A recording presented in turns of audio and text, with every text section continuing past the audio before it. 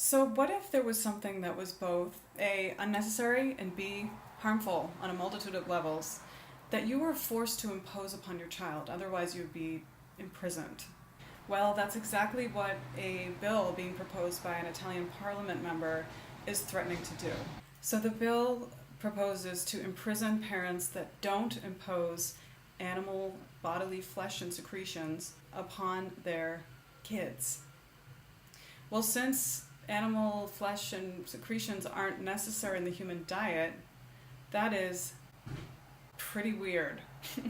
The consensus from dietetic associations, including the world's largest one and its international counterparts, is that meat, milk, and eggs from animals are not necessary in the human diet. And that consensus has been in for years. It's presented as being a hotly debated issue, but in reality the consensus is in. Plus, there is an increasingly growing body of scientific evidence showing that animal agriculture is really bad for the environment on a multitude of levels, no matter what form it's in. So then why would we have a bill like this not even being shot down the second it was uttered? It's so absurd.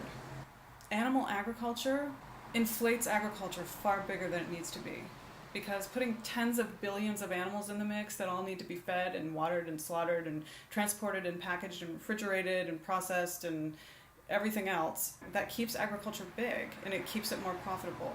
And there are a lot of people that don't want veganism exploding, which it is right now. And also, Italy has apparently one of the largest rates of childhood obesity.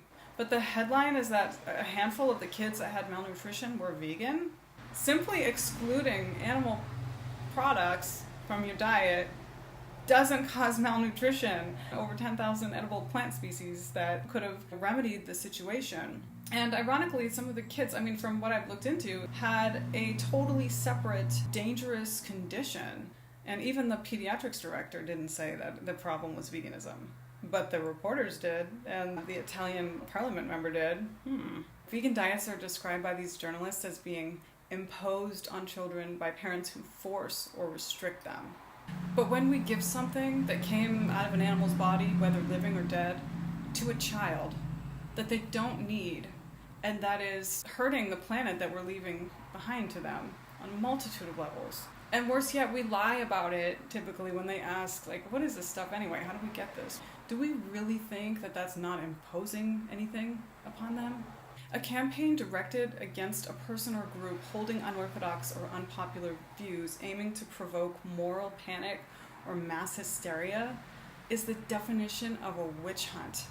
This politician is so brazen to flat out admit that her proposal actually aims to stigmatize the spreading belief of veganism, which she calls reckless and dangerous. Why is the idea that maybe we don't need to use animals dangerous? Because it's true.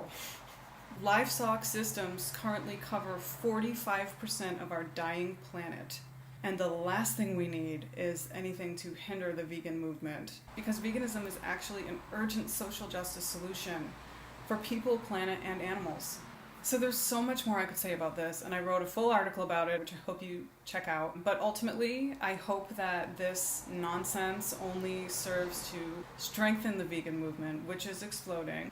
Again, that's why we're seeing absurdities like this in the media, and hopefully, ultimately, this politician will go vegan herself. Thanks so much.